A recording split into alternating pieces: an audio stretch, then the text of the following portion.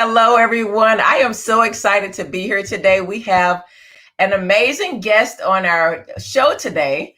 We have Rachael Hannibal, and I'm going to just tell you guys a little bit about her. We are going to do some chit chat. We're going to talk about wellness. I know you all are used to me talking about health, wellness, travel, and then conversations with doctors. Well, I always love to have guests because for me as a health coach, and just loving health and everything, just your well-being, your money comes into play.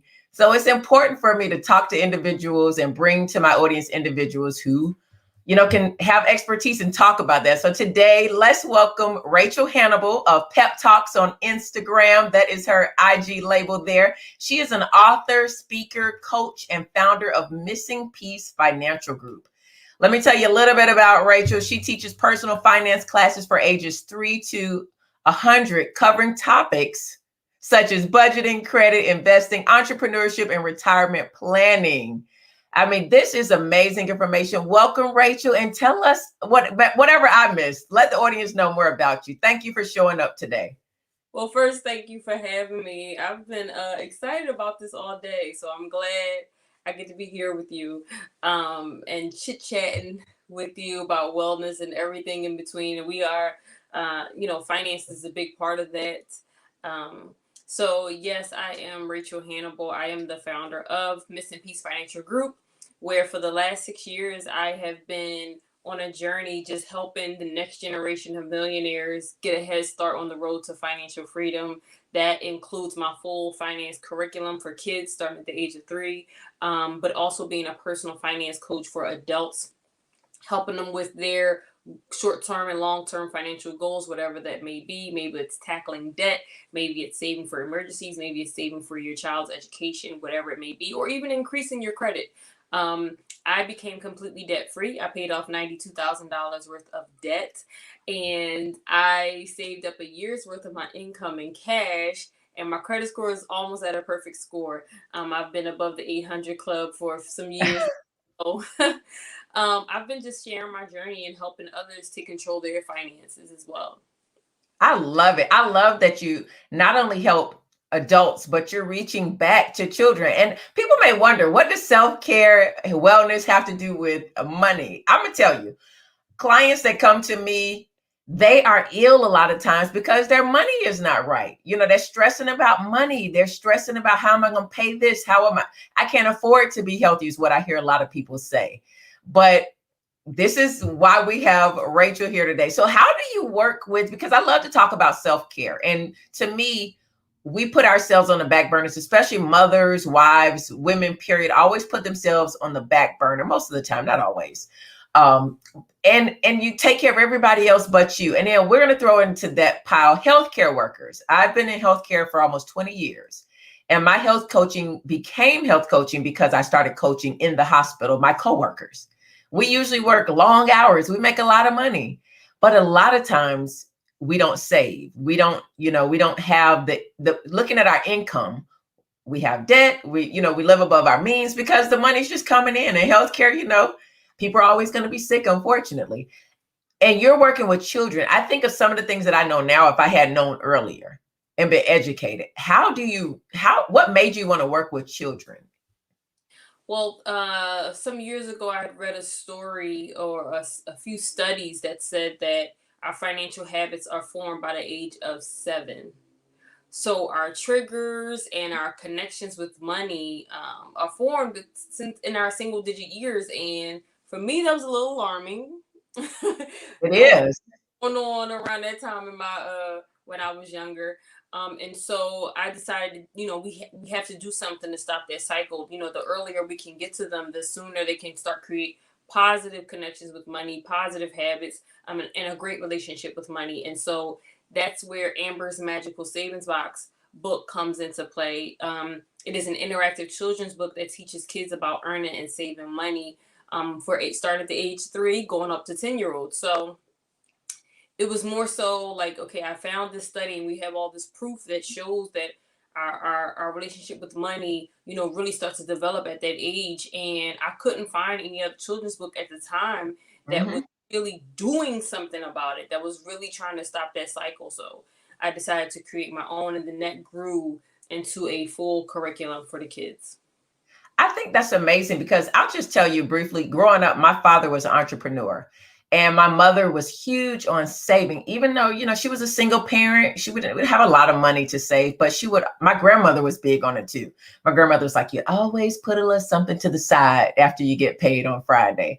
Maybe it wasn't a lot, but she was like, you do something for yourself. For her, she had 11 kids. And my grandfather was the sole provider. And for her, it was to go to the lady in the neighborhood who was a seamstress. And my grandmother would get a dress made every Friday. And I'm thinking, where are you going? But she helped me to appreciate you work hard during the week. You need to do something for yourself. Save a little bit of money to the side and then go get you something nice. And that always stuck with me as a child. But I can't say I was educated about money. And I remember my mom starting a mutual fund for us. I really wasn't educated about it. But I'll tell you, when I turned 18, that money came in handy because it had been sitting there. And I was able to do things that other people my age weren't able to do. So, I think that's important with you starting young because I think kids are really bright. And even nowadays, I got kids, I learned to watch YouTube, not just for how-to stuff, but for TV shows from a 2-year-old. So these kids are smart. What are some of the things that you really focus in on when it comes to children? And I want to welcome Shahida. Thanks for watching. Just making sure they understand what is money. It doesn't grow on trees. So where does it come from? How do we get it? Why do we need it? Understanding that everyone at every age should have a money goal. So helping them start there, even if they haven't had money goals before ever in life, starting getting them there first, helping them come up with their first money goal and helping them work towards that. What does that look like? How you can be part of, you can help solve problems. I think that one of the I don't want to say mistakes, but one of the things that parents do that I think often kind of sets our kids up a little bit, that they just reward them, give them allowance for just surviving another Right, Friday. And the real right, world is going to do that. You have to reward them for solving a problem, because that's what's going to happen when they get older. They're going to be rewarded. They're going to be paid for solving problems. And so just getting them in the habit of, how can you solve a problem even at your age? Mommy needs help with your younger brother. That is a problem that you can help solve. And what does that even look like as far as, chores and compensation, and what are you saving for? Maybe you can buy grandma your own Christmas gift instead of, having mommy pay for it. So we start with those little things, just making sure they understand they are in control. This is not like, it's not like it's this magical thing that happens where people have money, big people, adults have money and they don't. But just getting them on that track of just having that positive relationship with money. I like how you said money goes and realizing that money doesn't grow on trees, because I remember when ATM cards first came out and my mom used to go to the grocery store at their ATM and put it in and money would come out. And I remember saying one time, just go put the card in. And she's like, I got to have money in there first for something to come back out. So I really understand when you're talking about, teaching them about money goes, it doesn't grow on trees. It's funny to say that, but really, if you're never really educated that, what it means to go get work. And that's where I want to talk about, entrepreneurship. You, you teach entrepreneurship as well. I think it's very important. Age of 13 was my first business. I was cutting lawns in the neighborhood because my mom didn't have $20 for me. Well, she had $20, but like she said, that money goes to feed you and to clothe you, not extracurricular things to go hang with your friends. I don't have money for that. I have to feed and make sure you're taken care of on the other side. So I went out and cut my neighbors who were elderly grass, and they were like giving me 20, 25 bucks to cut their front yard. That was great money for a 13-year-old. And I have never looked back since. So what are some of the things you try to impress? Because I think that entrepreneurship is self-care. A lot of people do not go into entrepreneurship because of fear or, oh, I can't charge people for that. That's just my passion. Yeah, you can.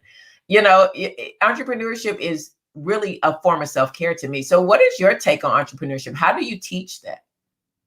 Well, I think that every child should be introduced to entrepreneurship at an early age. I just feel like they should know they have options, they have gifts and talents, and they can get paid for doing the things that they enjoy doing. I often use my niece as an example.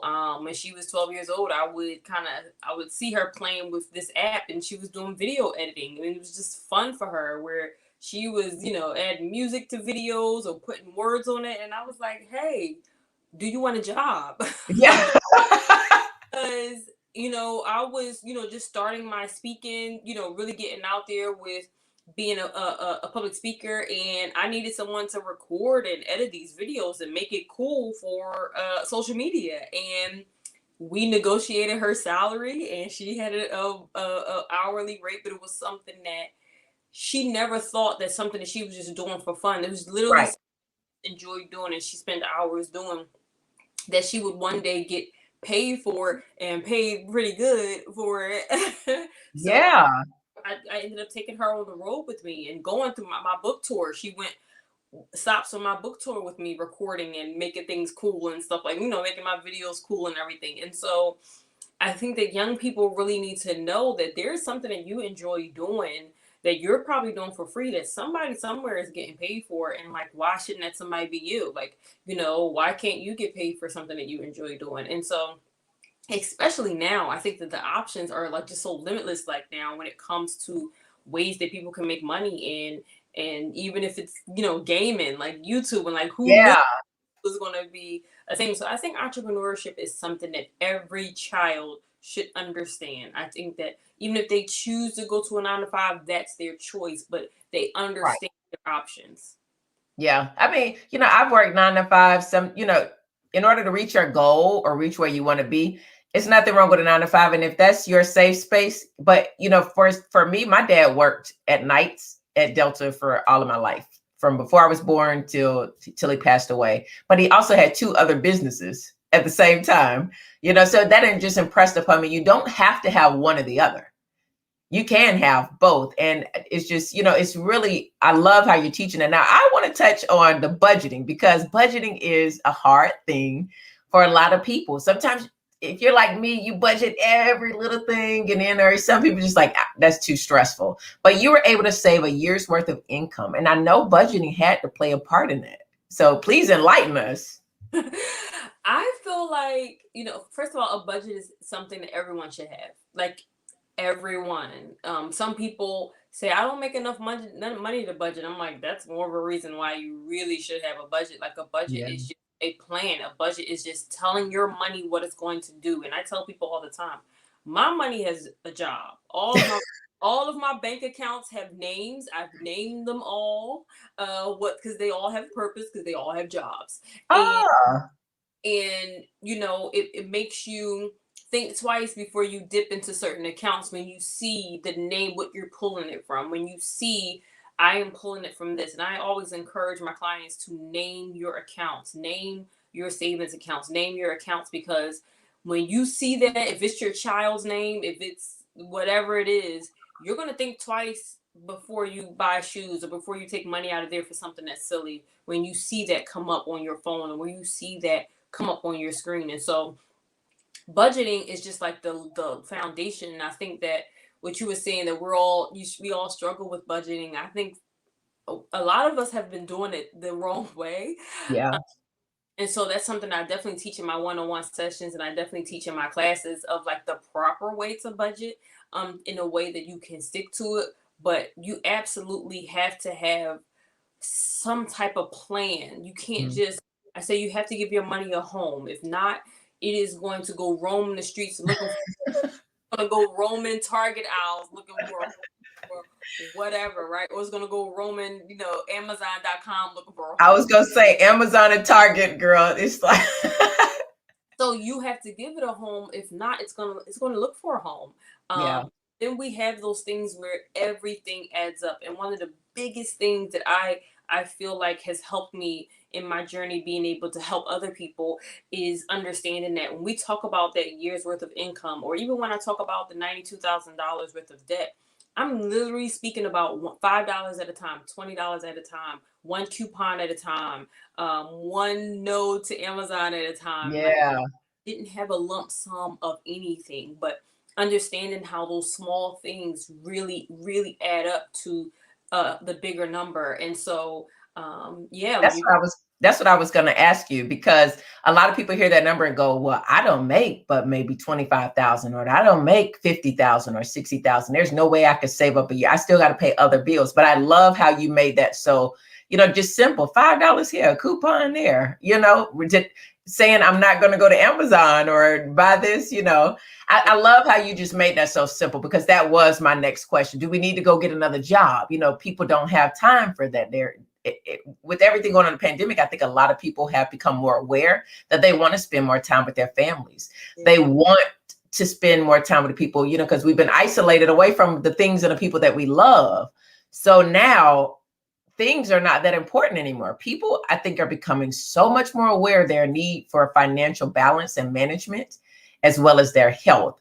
And I think I know what you're doing is so amazing, and you've done it. I mean, you've done it. You've helped tons of people. You've gone on a book tour. I mean, tell us about, how did you become an author? What made you want to write a book? Because I've been having this book of poetry that I was supposed to write from my teenage years on, and I still have not written it. So you put some action behind that thing and became an author. So please tell us, what made you want to write a book? And, a lot of people out here want to write books, and they just don't know how. They don't see people that look like them that do it. Yeah, and that was so after I, did some research on these studies about kids and your financial habits. I went to several different bookstores, and I was just, asking them to look up in the directory, or just hanging out in the kids section, just looking for books about money. And after like the fourth bookstore, I only found like one book that was kind of like telling what money is, like, where, how it's made, but it wasn't giving any information on like, what do we do with it? Right. What is it all for? It's just like, oh, nickels are made this way. I was like, why would um Really? yeah, yeah. It was a Dr. Seuss book too. And I was just, kind of a little upset after my fourth stop. And I just sat in the parking lot of Barnes and Noble, and I just started writing my book, just more so out of anger. Like, why isn't there anything out here to teach our kids about this stuff? Like, we know like money is going to rule everything around them, like literally it's literally making this world spin. And Right. they're going to need it as soon as they wake up, as soon as they take their first breath. They're going to need money. That costs money for that, And Yeah. so I kind of started, writing in my car. It was February. It was cold. I remember, and it was a Tuesday, and there's no way, like, why, but at that time I had already been a personal finance coach for adults for some years. So I already knew the long-term effects of not having this information. I already knew what my clients always came to me and said, I wish I knew this when I was younger. I wish I knew that. So it was kind of like, I feel like God was just saying, like, it's not there because you're supposed to create it. You've already been put in this position, in this exact moment, to create this book. And 4 days it was done. And Wow. yeah, within 60 days it was listed on Amazon and on its bestsellers list. It was an Amazon bestseller. And then Walmart picked it up, and Barnes and Noble picked it up, Target. You And go, girl. but I felt like, that was just like God saying, like, yeah, you're supposed to do it. Like, it is supposed to be about a little chocolate girl. Because Amber is actually my niece who passed away at the age of 3. So it was aimed to Oh, bring her legacy, bring her love, but also be able to share this important information with kids. So it was like, yeah, you're in this perfect position where you want to honor your niece, and you have this powerful information, life-changing information, information for the kids, and you can do it with a brown girl. She can be natural, and she can be in the, in those Barnes and Noble shelves and on those Walmart shelves, and she's there. I love it. I mean, your packaging of the book is amazing. I mean, you guys, if you see the book, it is really, really eye-catching. It's more than just writing a book to me that goes into authoring a publication. The last author that I interviewed, cardiothoracic surgeon, he had a children's book as well about one of the first African American male doctors, cardiothoracic surgeons, back in like 1800s. And he pioneered the C-section. He took it from a barbaric surgery to a more humane process. The capture of the book, the outside really captured my attention. And that's what I was saying. There are a lot of people that write books, but to look at the artwork on this book, to look at, just its appeal is simple, but it's very eye-catching. So I want to definitely commend you on that it is a beautiful book. The inside, I'm sure, is just as amazing, because the way you spoke about finances today. I've had many other financial folks come on, but I think it's because you're working with children too. When you work with kids, you better come with it and know what you're talking about, because they can see through fake, and the kids are just out of the mouth of babes is so true. They see through you, and you have to really simplify things. Adults complicate stuff sometimes. We just make things harder than they have to be. And I just love how you because money makes people funny, and money is a hard topic to talk about. Just like when I deal in health with people, it is a hard thing to talk about with people when you're trying to break down something that is getting in the way of them enjoying and having quality life. And if your health is not right, your money is not right, you are not going to have a happy quality life. So getting those two things in order is so important. And starting at a young age is even better. But you've got this personal finance workbook. You've got two books. So you guys, she's not just one book. She is not a one book wonder. She has another book, and it's a beautiful book as well. It looks like an SAT or an MCAT book to me. When I saw it, that was the first thing I thought of, was like, oh, MCAT, SAT. I'm thinking, okay, it has the look of serious business, but fun as well. And the colors are so captivating. So tell us about this Pep Talks Personal Finance Workbook. So the Personal Finance Workbook is a way for me to reach the people who are feeling too ashamed to come to a finance coaching session. It was a way for me to create something where people can feel like they're taking their personal finance teacher or coach home with them. And then you can bring, your spouse along for the ride. You can bring your children along for the ride, and you can have your accountability partner. And it's like fun, different activities and tips and stuff in there where it's a real workbook. Some people don't know how to calculate their actual net worth. So you walk through how to do that. The workbook really walks you through creating your definition of financial freedom. Because I think, especially now that we have social media, it's such a like, some people just are basing what financial freedom is based on what someone else says it is, or what someone else may post. But financial freedom you have to define that for you, what that is for you, and how, and it's practical steps of what the everyday person can do, just step by step, one day at a time, one step at a time, to get you one step closer to your financial goals, or your definition of financial peace. Because I never believed that peace, or just financial peace, should be like a faraway goal. And I think that's something I always hear, like, oh, when I retire, I'll be at peace. Or when my grandkids are out of college, I'll be like, everyone has like this number or this day or this, and it just always seems so far away.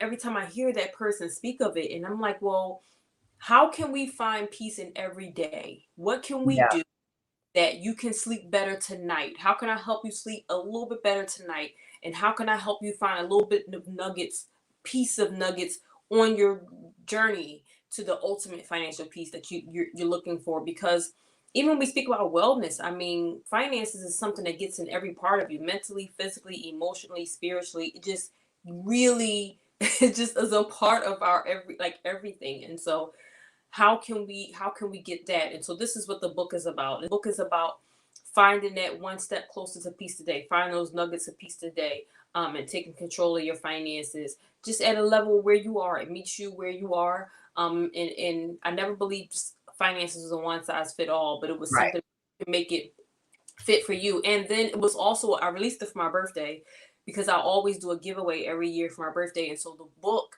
is a fundraiser for my finance classes for kids. So when you invest in yourself, you invest in the next generation of millionaires. Every single penny of those workbooks go towards our kids programs that we have there in different schools and different nonprofit organizations all over the globe.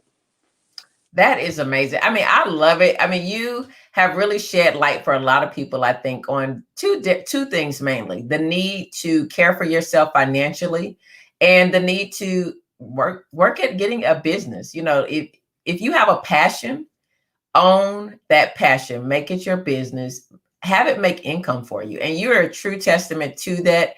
And I love being able to interview, multifaceted business owners, men and women, but especially women. And then you reach back and you're trying to give to the younger generation. You employed your niece. I think that's amazing, because I would not be or have the outlook that I have on business or entrepreneurship or just trying to do better if it wasn't for people who reached back when I was growing up, who I was able to watch own their own businesses, whether they were $1 million businesses or whether they were, $100 businesses. I just got to see people with freedom. And you talk about having financial freedom, and that looks different for everyone. I believe that self-care is, having freedom or options to do what makes you happy and give you a good quality of life. And whatever that looks like, because self-care doesn't look the same for everybody. Some people go get their hair done, go get a massage. Other people, choose to take vacations. Or sit and write a book. Whatever that looks like for you, definitely do it. And you guys, I encourage you. Rachael is an author. She's so many things, but you have her information scrolling at the bottom there. Check out Amber's Magical Savings Box. And you also do one-on-one virtual finance sessions with people as well, right? Yep, absolutely. So we encourage you, please reach out. You have our Instagram links there. We want to thank you, Rachael Hannibal, for showing up today and sharing so much of your knowledge with us. We truly appreciate you gracing our program, and we welcome you back anytime. Thank you for having me. I enjoyed my time here. Yeah, so we enjoyed you too. I learned a lot, and it's always good to connect. And we want to encourage everyone, as always, who is enjoying this program. If you're watching the replay, if you're listening to it on the podcast, wherever you're hearing it, please click the link, support Rachael. She is an amazing financial manager. She owns an amazing business, great author. And you can support us by following us on Instagram. We are always open in our DMs. You can click our links. Book one-on-one sessions with us. I would love to coach anyone in their health journey, because your health is your wealth, and you want to have a good quality of life and be able to have options. So thank you, everyone, for joining our program today. And thank you again for being our guest.